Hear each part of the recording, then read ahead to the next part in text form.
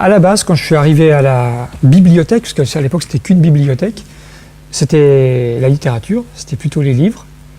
Et là, je me trouve dans la section musique, donc c'est tout bénef, c'est du bonheur, puisque j'adore également la musique.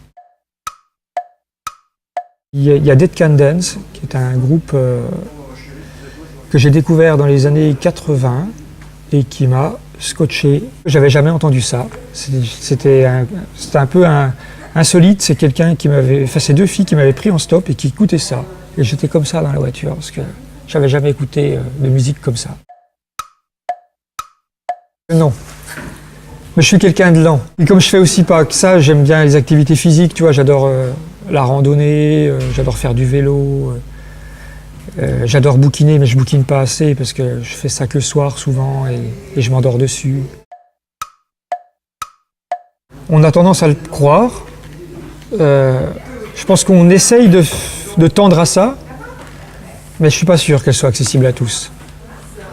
Et il y a des gens qui malheureusement pensent qu'ils n'ont pas accès eux-mêmes à la culture alors qu'ils n'osent pas franchir parfois les portes d'une médiathèque ouais, non, malheureusement non.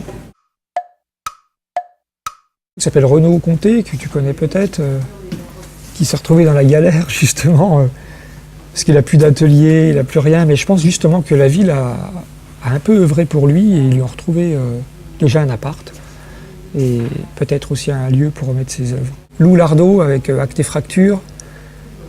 Ils sont jeunes, ils en veulent, voilà, j'aime bien. Sinon, il y a une vieille figure locale que j'adore, c'est Claudius, qui est dans Blue Bayou, qui a plusieurs formations, qui a le trio Les Soutiens Georges, où ils font des reprises de Brassens également. Et les deux gars, il a un autre trio dans un autre genre différent.